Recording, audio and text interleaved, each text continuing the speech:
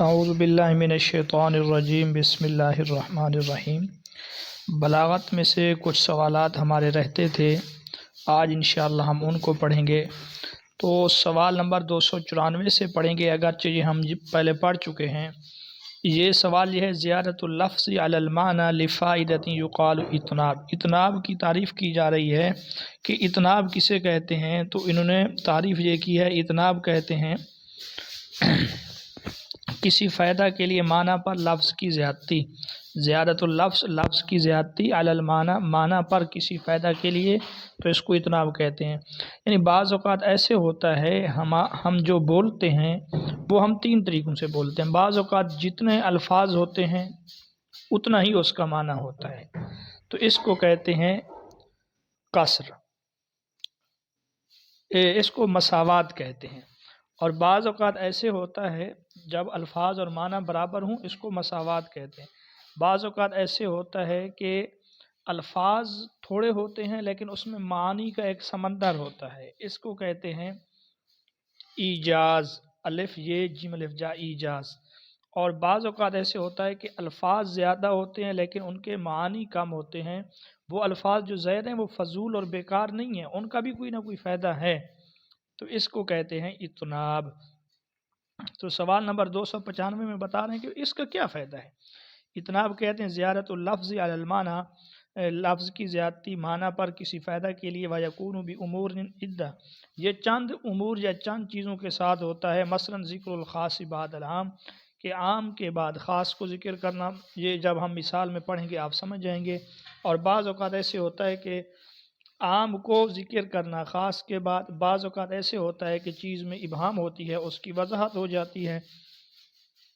سوال نمبر 296 میں پھر یہی بات ہے۔ اسی طرح بعض اوقات کیا ہے، تکرار ہے لدائن کسی کے لیے یا اعتراض، یہ دونوں درست ہیں، التکرار لدائن۔ اور سوال نمبر 297 میں ہے کہ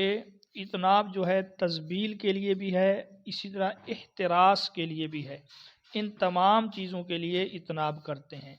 یعنی کہ الفاظ کی زیادتی کرتے ہیں۔ اب آپ دیکھ لیں اتنی چیزیں ہو گئیں، خاص کو ذکر کرنا عام کے بعد اطناب کے لیے، عام کو ذکر کرنا خاص کے بعد، اسی طرح ابہام کے بعد وضاحت کرنا، اسی طرح تکرار ہے، اسی طرح اعتراض ہے، اسی طرح تذبیل ہے، اسی طرح احتراس ہے۔ اب ہم معمولی طور پہ ان کے متعلق پڑھ لیتے ہیں کہ یہ کیا ہے۔ اچھا، التکرار لدائن کا معنی یہ ہے کہ کسی داعی یا سبب کی وجہ سے تکرار، کسی داعی یا کسی سبب کی وجہ سے، یعنی کوئی چیز موجود ہوتی ہے جس کا تقاضا ہے کہ یہ بات بار بار دہرائی جائے تاکہ دوسرے کو سمجھ آ جائے، تو وہ بار بار دہرانا، اگرچہ وہ الفاظ کی زیادتی ہے لیکن ان کا کوئی نہ کوئی معنی ہے۔ وہ کیا ہیں؟ وہ اسباب جن کی وجہ سے بات کو دہرائی جاتی ہے یا اس کا تکرار، تو وہ یہ ہے کہ تاکہ سننے والے کے دل میں بات پختہ ہو جائے، وہ اپنے حسرت کا اظہار کرے وغیرہ ذالک۔ اعتراض کسے کہتے ہیں؟ اعتراض کہتے ہیں وہ یہ ہے کہ کلام کے درمیان یا معنی میں متصل دو کلام ہیں جو معنی میں متصل ہیں، ان کے درمیان ایک جملہ یا ایک سے زائد جملے کو ذکر کر دینا۔ مثلا ہم ایک مسئلہ بیان کر رہے ہیں، قال ابو حنیفہ، تو ہم اس کے بعد کہہ دیتے ہیں رحمہ اللہ، امام ابو حنیفہ پر اللہ رحم کرے، تو یہ اعتراض ہے، ٹھیک ہے، یہ اس کو آپ جملہ معترضہ بھی کہہ سکتے ہیں۔ اور اس کے بعد جو ہے 297 میں ہم نے پڑھا تسجیل۔ یہ تسجیل کیا ہے؟ تسجیل یہ ہے، وہ کہتے ہیں ایک جملے کے بعد دوسرا جملہ لانا، ایک جملے کے بعد دوسرا جملہ لانا، جو دوسرا جملہ ہے وہ پہلے جملے کے معنی پر مشتمل ہو اور اس کی تاکید کر رہا ہو، اس کو کہتے ہیں تسجیل، کہ ایک جملے کے بعد دوسرا جملہ لانا جو پہلے جملے کے معنی پر مشتمل ہو اور اس کی تاکید کر رہا ہو۔ اب آخر میں ہے احتراس۔ احتراس کسے کہتے ہیں؟ احتراس یہ ہے کہ متکلم ایسا معنی بیان کرے، متکلم کوئی ایسا معنی بیان کرے جس میں اس کا امکان ہو کہ اس پر ملامت کی جائے، متکلم کی مذمت کی جائے، اس کو برا بھلا کہا جائے، پس وہ اس کو سمجھ جائے اور ایسی چیز لائے جو ملامت سے اس کو بچا لے۔ پہلے وہ ایسی بات کرتا ہے جس سے اس کو احساس ہو جاتا ہے کہ لوگ مجھے اس پر ملامت کریں گے، اس کے بعد وہ ایسی بات کرتا ہے جس سے وہ ملامت سے بچ جاتا ہے، تو یہ ہے احتراس۔ آگے بڑھتے ہیں، سوال نمبر 298 ہے تنزل الملائکہ، کہ شب قدر جو رات ہے لیلۃ القدر، اس میں فرشتے نازل ہوتے ہیں، والروح فیہا، اور روح بھی۔ اب یہ روح سے مراد جبریل امین ہے، جبرائیل امین بھی فرشتوں میں شامل ہے، لیکن اس کو الگ طور پہ ذکر کیا، یہ اتناب ہے، یہ ملائکہ عام ہے، فرشتے تو عام ہیں، ان میں جبریل بھی ہے، میکائیل بھی ہے، جبرائیل خاص ہے، تو یہ اس کی اہمیت کے پیش نظر اس کو دوبارہ ذکر کیا ہے۔ اسی طرح حضرت ابراہیم کی دعا ہے، رب اغفر لی ولوالدی ولمن دخل بیتی مؤمنا وللمؤمنین والمؤمنات، کہ اے میرے پروردگار معاف کر دے، میرے والدین کی مغفرت فرما، ان کو معاف کر دے، اور اس کی جو میرے گھر میں مومن بن کر داخل ہو، اور تمام مومنین اور مومنات کی مغفرت فرما۔ اب یہاں پہ آپ دیکھیں کہ رب اغفر لی ولوالدی، کیونکہ اس میں والدی جو ہے نا، یہ مومنین اور مومنات کی عموم میں داخل ہے، کہ وہ بھی تو مومن ہیں اور مومنات ہیں، لیکن والدین کی اہمیت کے پیش نظر اس کو الگ سے ذکر کیا گیا ہے، تو یہ اتناب ہوگا۔ سوال نمبر 300 پورا دیکھ لیں، امدکم بانعام وبنین، تو یہاں پہ اللہ رب العزت نے فرمایا کہ تم استغفار کرو تو اللہ پاک تمہاری نعمتوں میں اضافہ کرے گا اور بیٹوں میں۔ اب دیکھو بیٹے بھی انعامات میں شامل ہیں، امدکم بانعام، انعامات میں بیٹے بھی شامل ہیں، لیکن ان بیٹوں کی اہمیت کے پیش نظر کہ بیٹے جو ہے نا ایک بہت بڑی نعمت ہے، اس وجہ سے اللہ نے ان کو الگ ذکر کیا۔ اسی طرح ایک اور مثال ہے کہ رب انی وہن العظم منی واشتعل الرأس شیبہ، اے میرے رب انی وہن العظم، بے شک کمزور ہو گئی ہیں ہڈیاں، منی مجھ سے، تو انی اور منی یہاں پر جو ہے نا، یہاں یہ اتناب ہے۔ سوال نمبر 302 ہے محسنات لفظیہ، بعض اوقات کلام میں لفظی خوبصورتیاں ہوتی ہیں، تو وہ یہ ہیں جناس ہے، اقتباس ہے، سجا ہے، کلو آسیون کے یہ تمام جواب درست ہیں۔ اس کے بعد آ جاتے ہیں جی محسنات لفظیہ کی قسمیں کتنی ہیں، عدد المحسنات لفظیہ عامہ ہوا ثلاثہ، محسنات لفظیہ یعنی لفظ میں خوبیوں کی یا لفظی خوبیوں کی 3 قسمیں ہیں، وہ گزر چکی ہیں، وہ کون سی ہیں، جناس، اقتباس، سجا۔ تو 304 میں ہم جناس کے متعلق پڑھیں گے کہ یہ کیا ہے، تو کہتے ہیں اذا تشابہ اللفظان فی النطق واختلفا فی المعنی، کہ جب 2 الفاظ بولنے میں تو ایک جیسے ہوں، جب الفاظ 2 بولنے میں ایک جیسے ہوں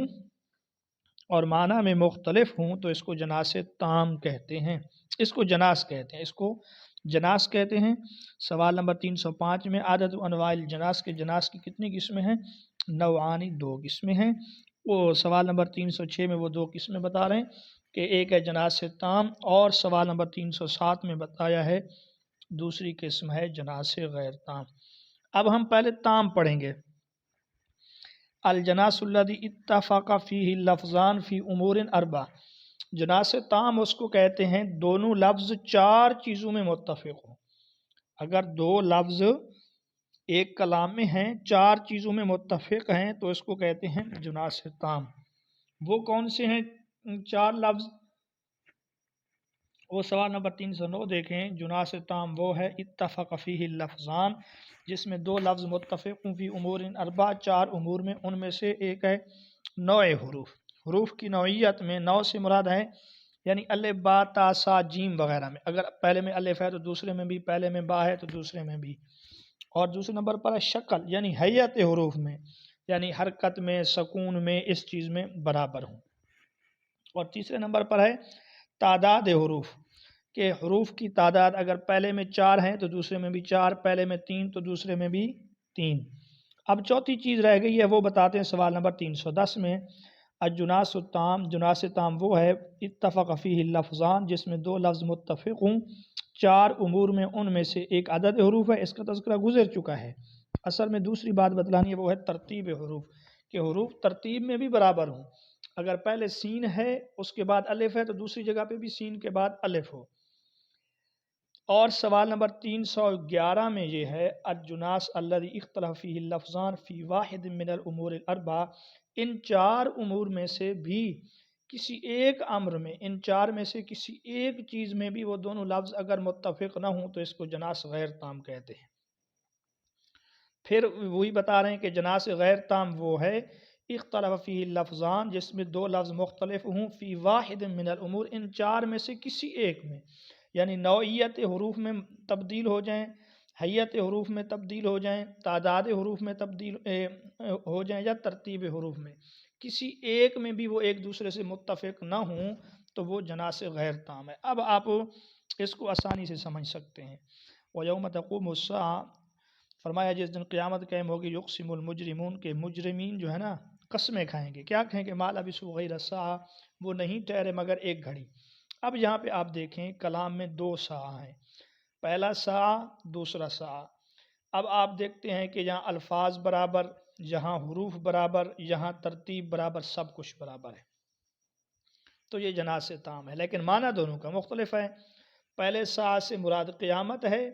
اور دوسرے ساعہ سے مراد ایک لمحہ، ایک گھڑی اور ایک پل ہے۔ یہی ہم نے اوپر پڑھا ہے نا کہ جب دو لفظ بولنے میں ایک جیسے ہوں، معنی مختلف ہو تو یہ جناس ہے۔ اب اگر چار چیزوں میں متفق ہیں تو جناس تام ہے، چار میں متفق نہیں ہیں تو پھر یا چار میں سے کسی ایک میں بھی اختلاف ہو جائے وہ غیر تام ہے۔ سوال نمبر 311 دیکھیں کہ وَسَمَّيْتُ یحییٰ لِیحییٰ، میں نے اس کا نام رکھا یحییٰ تاکہ وہ زندہ رہے،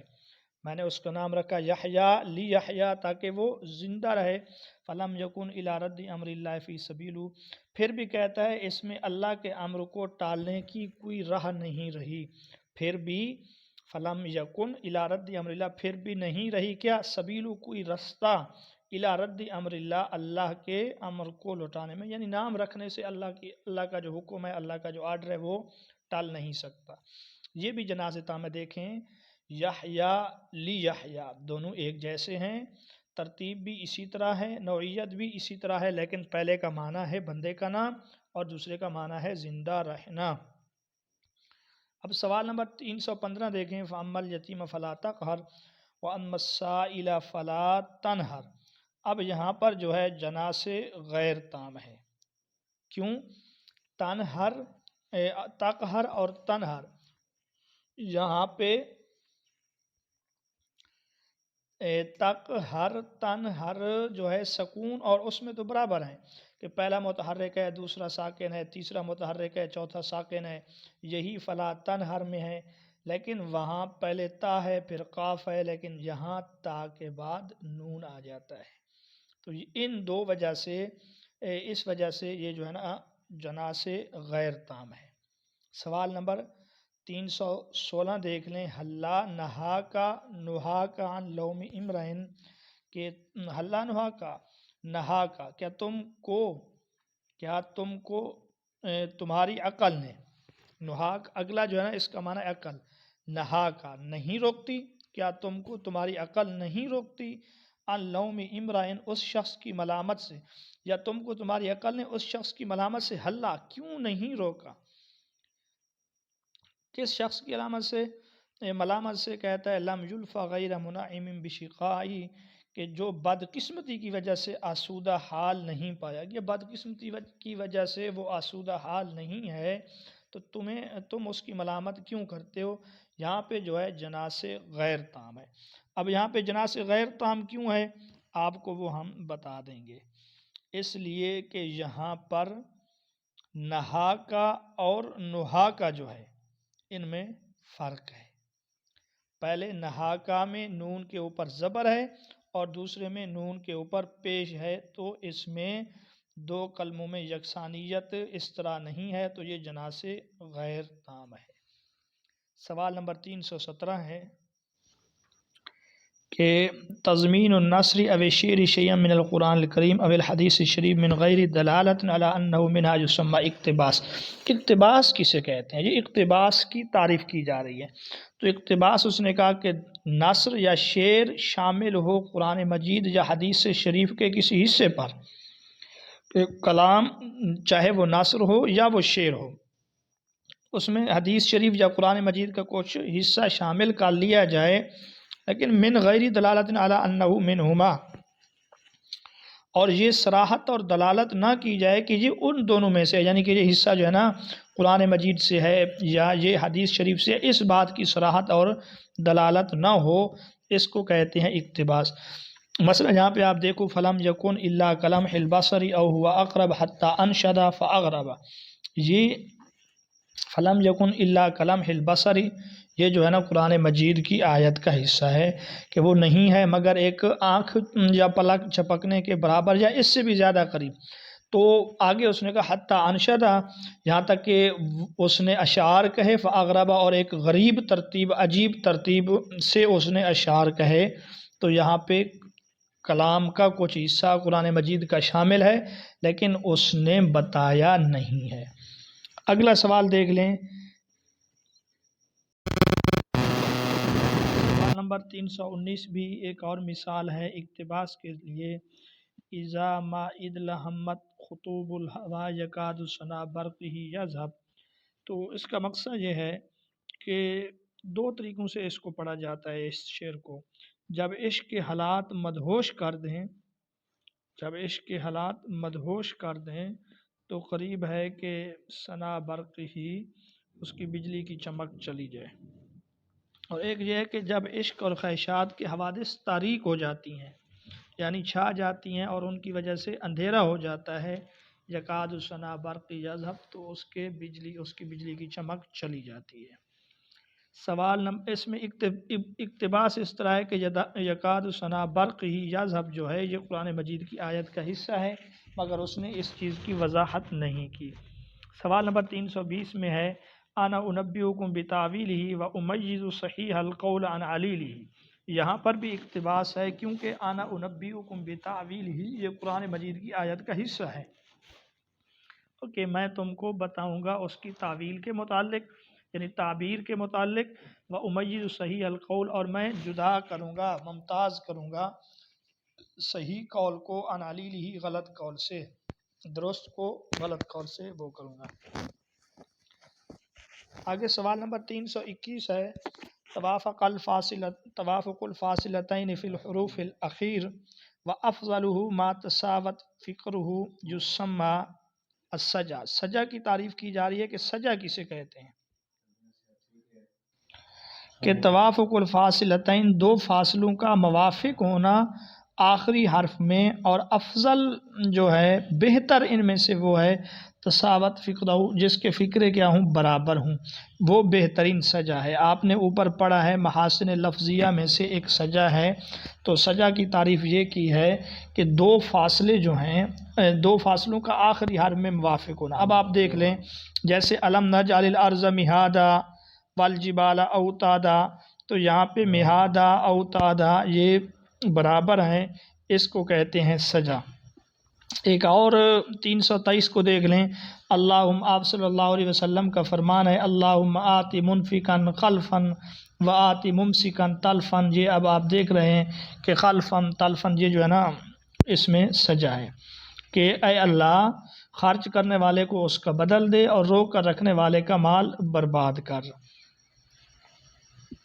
الکلمۃ الاخیرہ یہ سجع ہے، اس کو سجع کہتے ہیں، یعنی تلفن اور اس میں سجع ہے۔ سوال نمبر 324 میں کہتے ہیں الکلمۃ الاخیرہ من کل فقرہ، ہر فقرے کے ہر آخری کلمہ کے اخیر کلمہ کے ہر الکلمۃ الاخیرہ من کل فقرہ، ہر فقرے کا جو آخری کلمہ ہے اس کو کیا کہتے ہیں، تو اس کو سجع کہتے ہیں، اس کو فاصلہ کہتے ہیں۔ الکلمۃ الاخیرہ کہ اخیری کلمہ من کل فقرۃ، ہر فقرے کا، تو سما فاصلہ، اس کو فاصلہ کہتے ہیں۔ تو احباب یہاں تک بات ختم ہوگی ہے محاسن لفظی کی۔ اب ہے محاسن معنوی کہ الفاظ کے معنی کے اندر بعض اوقات محاسن اور خوبصورتیاں ہوتی ہیں، تو محاسن معنویہ یہ ہیں، توریہ ہے، مقابلہ ہے، طباق ہے، کل حاسن، یہ ہم آگے پڑھیں گے تعریف۔ آگے چلیے، محاسنات معنویہ میں سے حسن تعلیل ہے، اسلوب حکیم ہے، کلاہما صحیح، تو یہ 5 ہو گئی۔ آگے چلتے ہیں، محاسن معنویہ میں سے تاکید المد، کہ تاکید مدح یعنی کسی کی مدح کرنا اس طرح یشبہ الذم جو مذمت کے مشابہ ہو، اور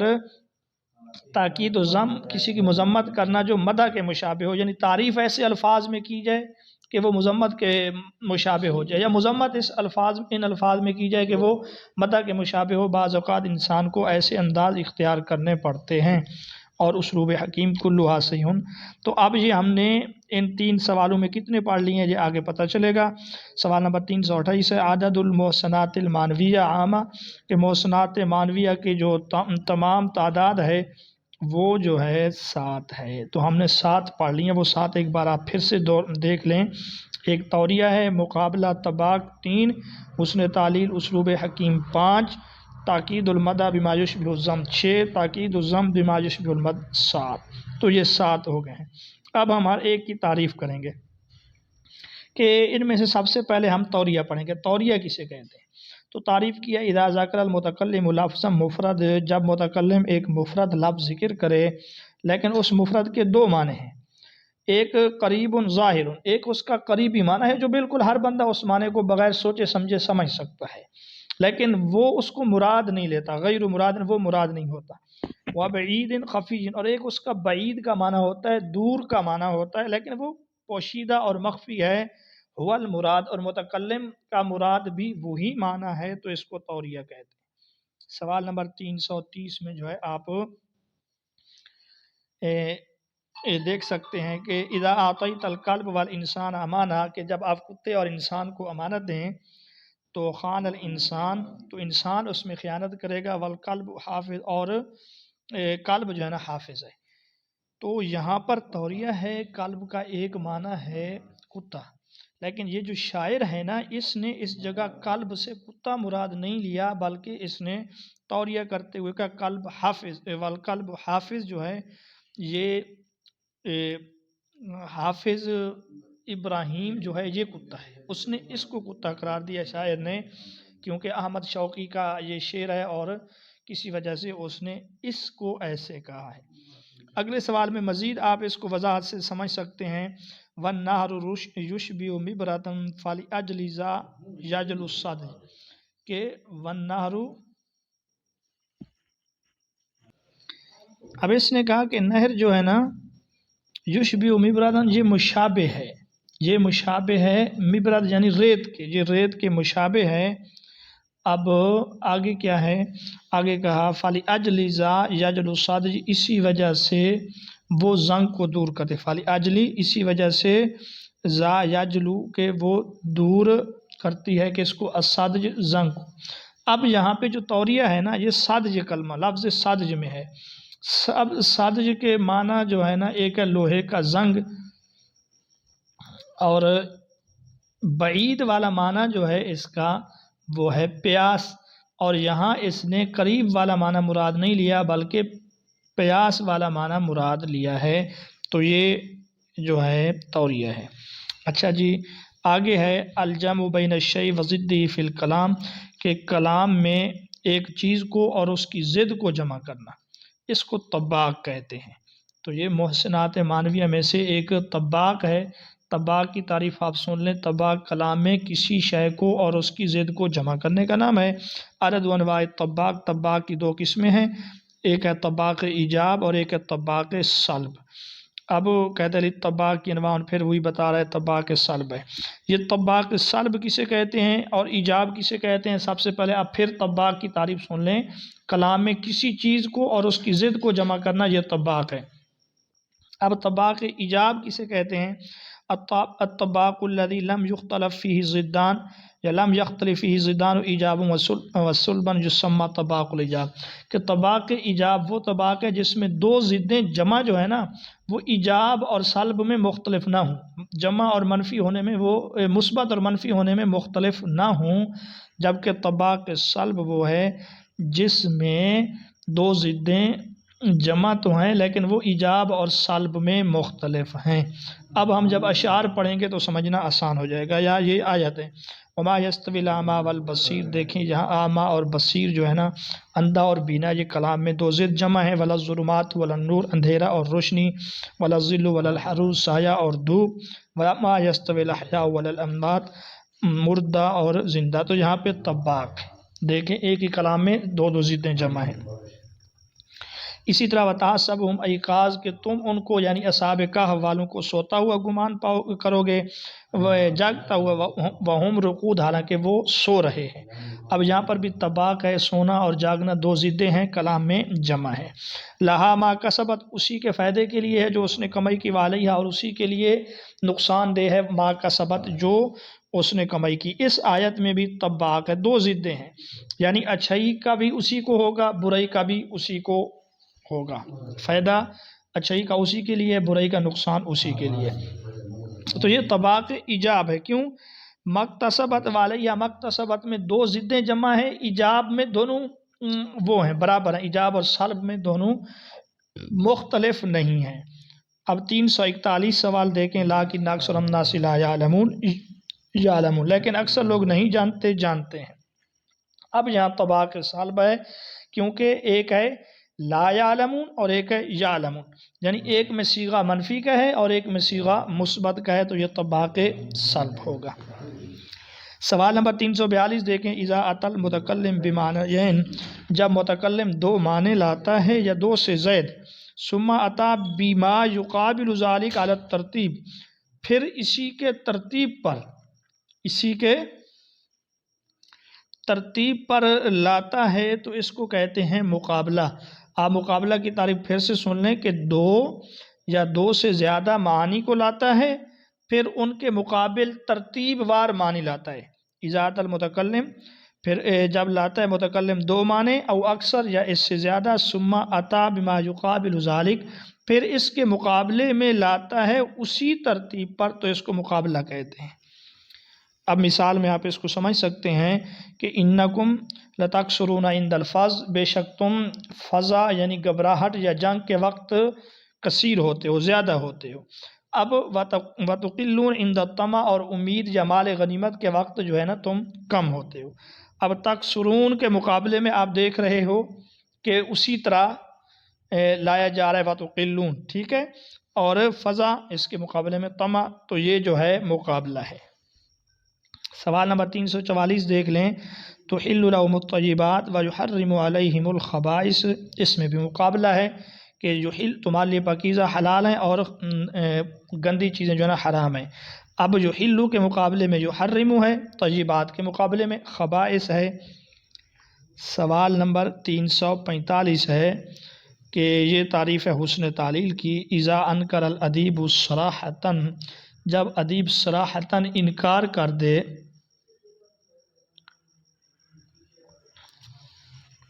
او ضمناً، یا ضمنی طور پہ انکار کر دے، کس چیز کا؟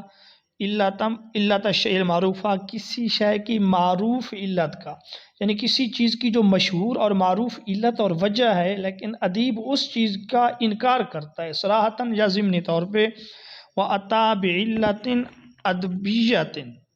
طریفہ، اور ایک انوکھی ادبی علت لاتا ہے، ایک انوکھی علت اور وجہ اس کی بیان کرتا ہے۔ تناسب الغرض الذی قصد الیہ، لیکن جو اس غرض کے مناسب ہو جس کا ارادہ کیا گیا ہے، جس کا قصد کیا گیا ہے، تو اس کو کہتے ہیں حسن تعلیل، اس کو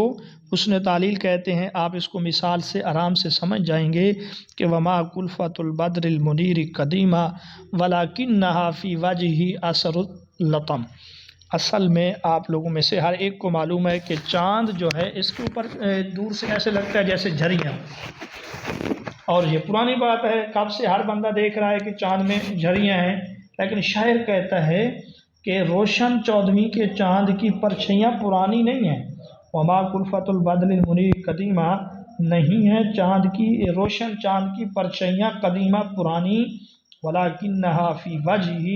لیکن اس کے چہرے پر تھپڑ مارنے کے آثار ہیں، اثر اللطم، تھپڑ مارنے کے آثار ہیں۔ اصل میں یہ ایک شاعر ہے جو کسی مرنے والے کے لیے مرثیہ کر رہا ہے، اس کی یاد میں اشعار گا رہا ہے،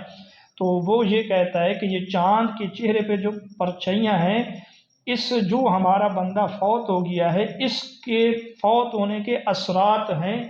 اس کے تھپیڑے وہاں چاند تک جا پہنچے ہیں کہ اس کے چہرے پر بھی پرچھائیاں ہیں، تو یہ جو ہے نا ایک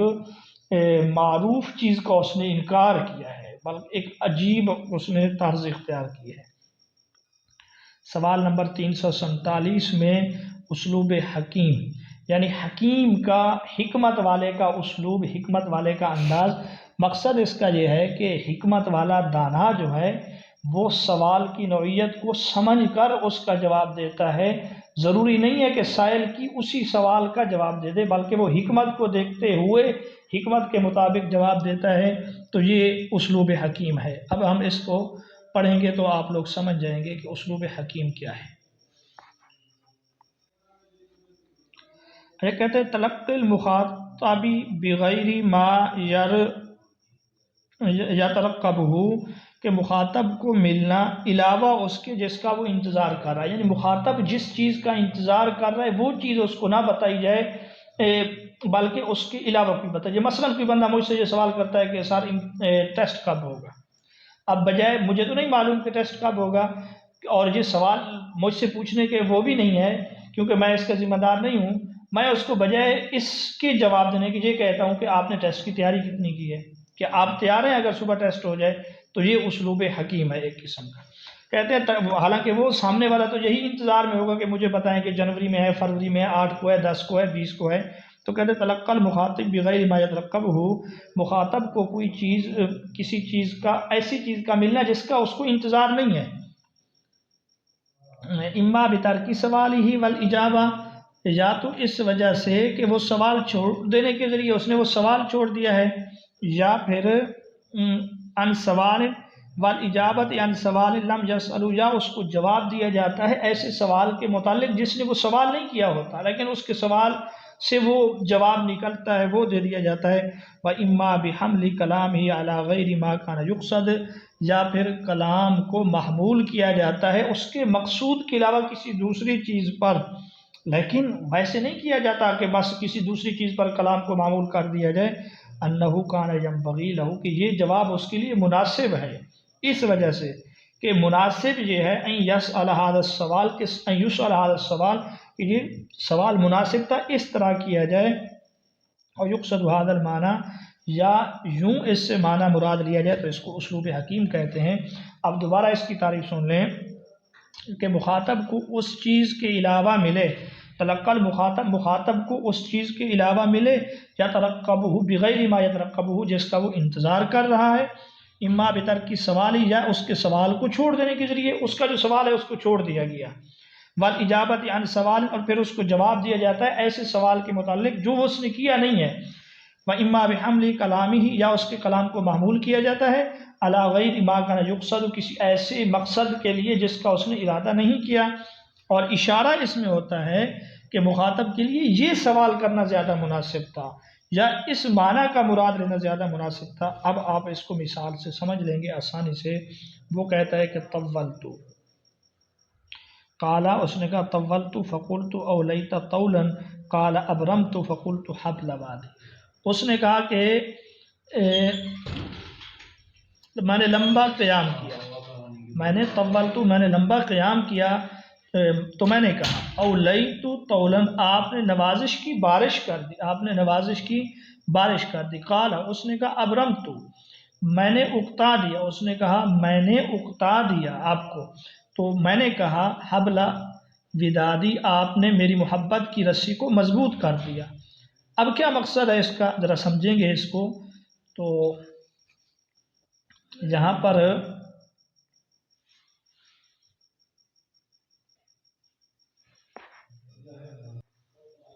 ایک شعر اور بھی ہے جو سوال نمبر 350 میں، یہ دونوں ایک ہی شاعر کے ہیں، وہ آپ دیکھ لیں کہ ثقلت، وہ کہتے ہیں میں نے بوجھل کر دیا، اذا اتیت مرارا، اس لیے کہ میں بار بار آیا، تو اس نے کہا کہ قلت، میں نے کہا ثقلت کاہلی بالایاد، ثقلت کاہلی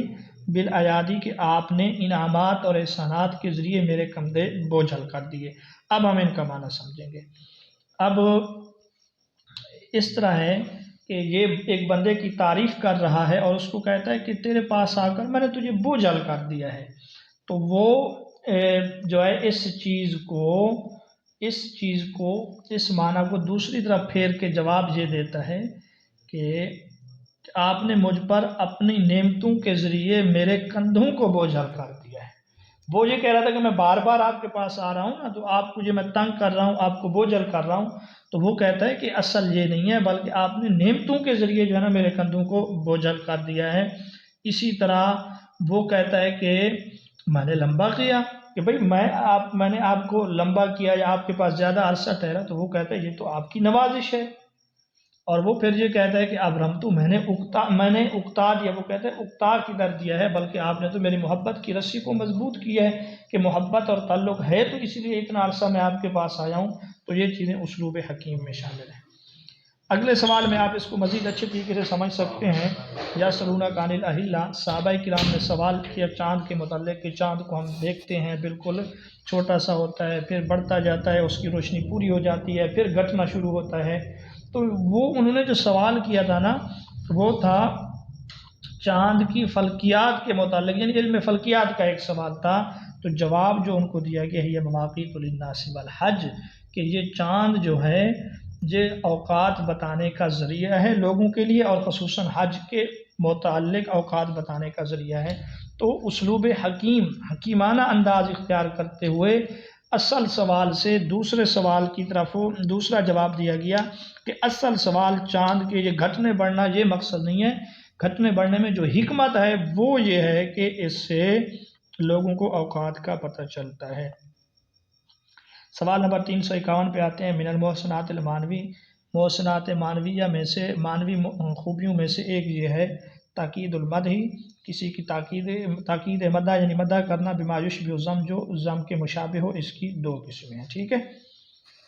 من المحسنات المانوی، اسی طرح محسنات مانوی جو ذم کے محسنات مانوی میں تاکید الذم، مذمت جو مدح کے مشابہ ہے، اس کی بھی دو قسمیں ہیں۔ اب یہ آپ شعر میں سمجھیں گے اس کو۔ لیس بعیب سوی انہ لا تقع العین ولا شبہ، کہ اس میں کوئی عیب نہیں ہے، اس کے اندر کوئی عیب نہیں ہے سوائے اس کے کہ اس جیسے پر نگاہ نہیں پڑتی۔ اب یہ تعریف ہے لیکن مذمت کے مشابہ ہے۔ وہ اس طرح وہ کہتے ہیں تمام عیوب کی نفی ہے اس میں، لیس العیب، کوئی عیب نہیں ہے اس میں، لیکن الا سوا سے پھر لوگ سمجھیں گے کہ واقعی اس میں کوئی نہ کوئی تو عیب ہے، ذہن کے سامع کے ذہن جو ہے نا اس کی طرف سبقت کریں گے کہ اس کے ممدوح میں کوئی عیب ہے، لیکن وہ پھر فوراً کہتا ہے کہ اس کے سوا اور کوئی عیب نہیں ہے، اس جیسے پر نگاہ نہیں پڑتی۔ مقصد یہ ہے کہ یہ بھی ایک مدح ہی ہے اس کے لیے، لیکن اس میں مذمت بھی ہے، مذمت کا اسلوب بھی اس میں موجود ہے۔ اسی طرح اگلا سوال ہے کہ فتن کاملت اخلاق، کئی جوان ہیں ان کے اخلاق کامل ہیں، ایسے جوان ہیں جس کے اخلاق کامل ہیں، غیر انہ جواد، ہاں ایک صفت عیب ہے کہ وہ سخی ہیں، فما یبقی علی المال باقیا، وہ مال کے اوپر بالکل رحم ہی نہیں کرتے، مال کو باقی، فما یبقی، وہ مال کو باقی ہی نہیں رکھتے، یعنی مال کو ختم کر دیتے ہیں، یا اگرچہ اس کی تاکید مدح ہے لیکن یہ مذمت کے مشابہ ہے۔ اب لا جمال فی الخطبہ، اس کے خطبے میں کوئی خوبصورتی نہیں ہے، تو یہ تاکید ذم ہے، لیکن اس میں کچھ مدح کے مشابہ ہے، الا انہا طویلہ، مگر یہ کہ وہ طویل ہے، فی غیر فائدہ، اس میں کوئی فائدہ نہیں ہے۔ اب یہاں پر بھی اصل میں مذمت ہی ہے، لیکن جو اسلوب ہے اس سے یہ معلوم ہوتا ہے لا جمال فی الخطبہ، خطبہ میں کوئی خوبصورتی نہیں ہے، الا سے سامنے یہی سمجھے گا کہ کسی نہ کسی خوبصورتی کا بیان ہے۔ سوال نمبر 356 ہے القوم شحاح، کہ قوم جو ہے نا بخیل ہے، الا انہم، ہاں الا سے سامنے سمجھے گا کہ اس میں کوئی مدح ہے، الا انہم جبناء، مگر یہ کہ وہ بزدل بھی ہیں، تو اس میں مذمت ہے جو مدح کے مشابہ ہے۔ آگے سوال نمبر 397 یہ گزر چکا ہے کہ اتناب بلاغی جو ہے، اتناب جو ہے بلاغت میں ہوا زیادت اللفظ علی المعنی، کہ لفظ کا اضافہ کرنا، معنی پر لفظ کا اضافہ کرنا، لفادتاً کسی فائدہ کے لیے، یہ اعتراض، تسجیل اور احتراز تینوں ذریعوں سے ہوتا ہے، یہ گزر چکا ہے۔ اسی طرح تنزل الملائکۃ والروح فیہا، اس میں اتناب ہے، روح یعنی روح الامین جبریل بھی فرشتوں میں شامل تھا، مگر اس کو اس کی اہمیت اور اس کی شان کے پیش نظر الگ ذکر کیا گیا۔ اس کے بعد جناس تام، جناس تام کی تعریف بھی آپ پڑھ چکے ہیں، وہ ہے جس میں دو لفظ چار چیزوں میں متفق ہوں۔ سوال نمبر 360 بھی گزر چکا ہے، یہاں پہ جناس غیر تام ہے، کیونکہ تقہر اور تنہر جو ہے نا، ان میں اگرچہ برابری ہے لیکن الفاظ الگ الگ ہیں، ایک تقہر ہے ایک تنہر ہے۔ محسنات لفظیہ میں سے جناس ہے، محسنات معنویہ میں سے توریہ ہے۔ آپ صلی اللہ علیہ وسلم کا فرمان، اس میں جو ہے نا مقابلہ ہے، یہ بھی ابھی گزر چکا ہے، یسألونک عن الأہلہ، یہ بھی گزر چکا ہے، ٹھیک ہے۔ سوال نمبر 365 میں بتایا جا رہا ہے قصر کے مشہور طریقے 4 ہیں، یہ بھی گزر چکا ہے۔ انشاء طلبی تمنا کے ذریعے ہوتا ہے، یہ سوال بھی گزر چکے ہیں۔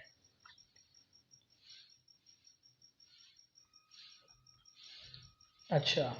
سوال نمبر 369 اور 70 بھی گزر چکے ہیں۔ 371 میں وہ خلیفہ کی تعریف کرتا ہے، وبعد الصباح، اور کہتے ہیں صبح روشن ہوئی یا ظاہر ہوئی، کرنا غرۃ ہو کہ صبح کی روشنی، وجہ الخلیفہ حین یمتدح، خلیفہ کا چہرہ ہے جبکہ وہ اس کی مدح کی جائے، اس کی تعریف کی جائے۔ تو یہاں پہ تشبیہ مقلوب ہے، تشبیہ مقلوب کہتے ہیں مشبہ کو مشبہ بھی بنا لیا جائے، مشبہ کو مشبہ بھی بنا لیا جائے، یہ تشبیہ مقلوب ہے۔ باقی تمام سوالات جو ہیں گزر چکے ہیں۔